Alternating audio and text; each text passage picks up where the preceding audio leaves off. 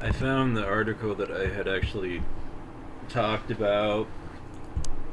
I guess the person who wrote it wasn't a journalist exactly. They were just a concert reviewer over on punknews.org, and I kind of made the confusion of expecting otherwise, but I think maybe he does work for them or whatever. But he he gave it a very low rating, and I resurfaced all this. I figured out who was opening, and I'm gonna read his article to you, and then I'm going to actually respond to it. So bear in mind that this is, you know, I'm not talking as myself. I'm reading somebody else's article to you. It's been a long time since the boys in Alkaline Trio have played a club here in Orlando. This time around, in support of Good Morning, they have chosen the House of Blues as the venue. The Disney-run establishment holds around 2,000, which that night meant 2,000 trucker hats, Dickies, and studded belts. I don't remember exactly what I was wearing, but it wasn't a fucking trucker hat, Dickie, or a studded belt. I arrived at around 7 with about 15 minutes to spare after the Nazis at the HOB took away my camera. I went inside. I couldn't help but notice the Hot Topic clad suburbanites with Alkaline Trio shirts already on. Not me. Even though I was an Alkaline Trio fan, I came for Alkaline Trio. That's me talking in response to this. The first band of the night was Avoid One Thing, which sounded a lot like Dropkick, as in Dropkick Murphys or something. That sort of weird punk, let's get really drunk, because we're also sort of Irish sound. These guys pretty much blew. No one was into them, which is good. I hate it when everyone is into a band that totally blows. Next was Pitch Black. The guitarist was the original member of the Nerve Agents, which immediately turned me on to them, since I loved them.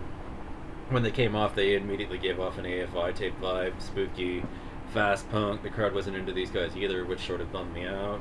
They put on a good show. Thumbs up to these guys. Next up was Indie Rock Darlings. Pretty Girls Make Graves, in my opinion, which was not shared by the quote unquote the quote punks unquote. They were the best band of the night, energetic, musically flawless. These cats from Seattle put on one heck of a set. Unfortunately, once again, the crowd was dead as a doornail, with the exception of the kids in front who were singing along.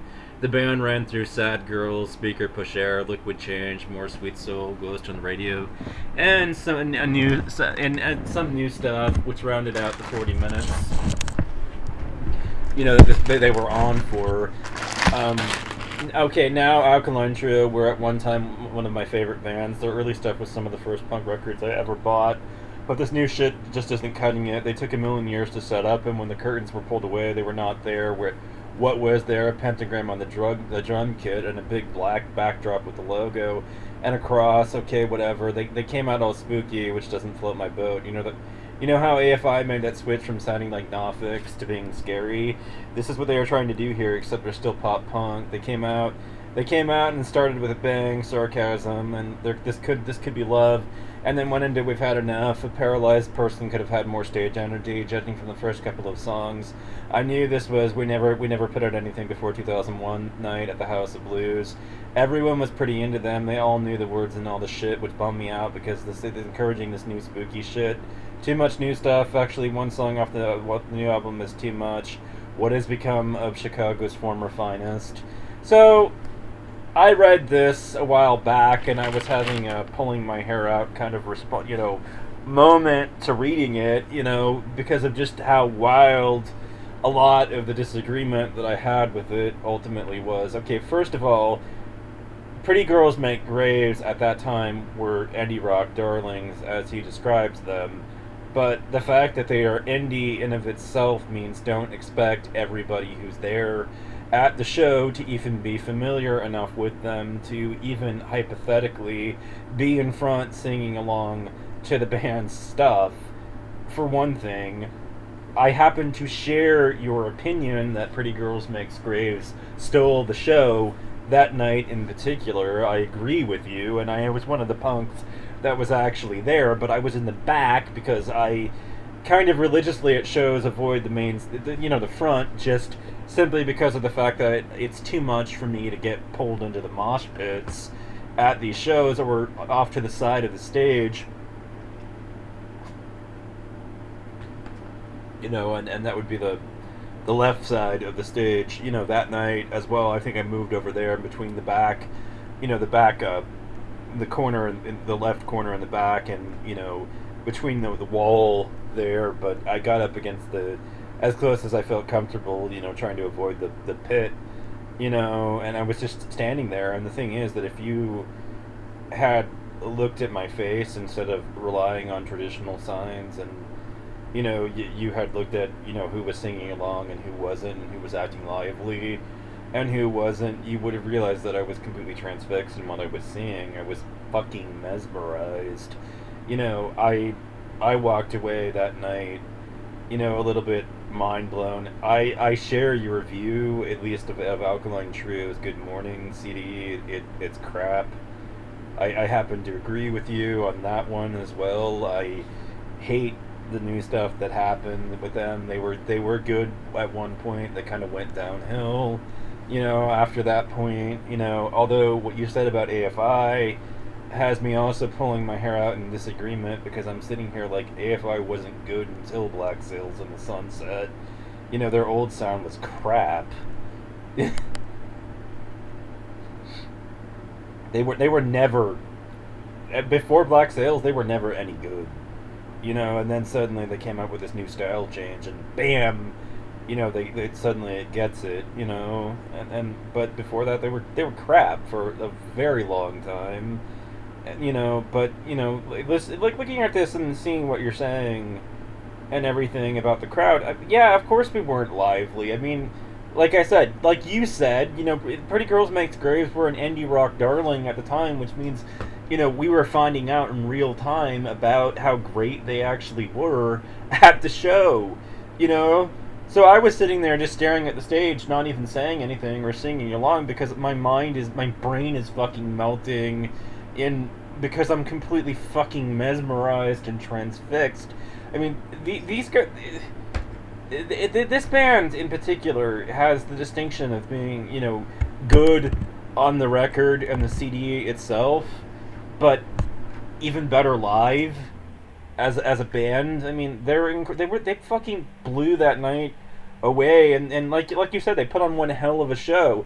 I remember too, somebody threw something at Andrea, of Pretty Girls Makes Graves that night, and got thrown out, and everyone there, including me, was all like, "Fuck that guy." We were more than willing to cooperate with the main set and throwing that asshole out. I remember the night pretty well, that this happened at, especially because I walked out of that show, disappointed in Alkaline Trio's performance that night and in love with Pretty Girls Makes Graves. I will say the following about Alkaline Trio: I showed up for them. I was only there because I knew that despite the fact that they were promoting their new CD, that an artist, even when they're promoting new stuff, has a tendency to post a lot of their older songs, and I didn't have anything to do for the night. I was sick of going to Disney World, over and over and over and over again. So, I showed up at the House of Blues that night. Like I was part of Orlando's crowd of we're sick of going to Disney World. And that's where you could find us. You could find the people, the locals that were fucking tired of it and fed up with the tourist traps. That's where we would be on a Friday night or Saturday night or whenever it actually, took place. I forget what so this was June 3rd, that this show took place, which I don't, day of the week this was, June 3rd. Yeah, it was a Tuesday, yeah, yeah. An interesting day in history. There was a parliamentary inquiry into the Iraq War and everything over there in Britain. But no, I mean, this was a Tuesday night, and everything that this took place on, midday of the week, and it wouldn't be a Friday that this happened on for whatever reason. It was a school night that night, but we showed up, and it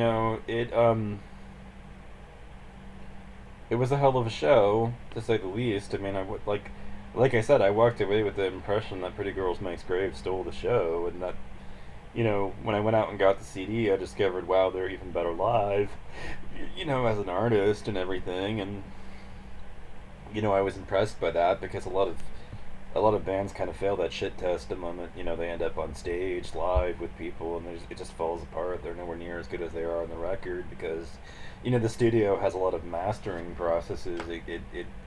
To make bands sound better than they actually do in person. But PGMG,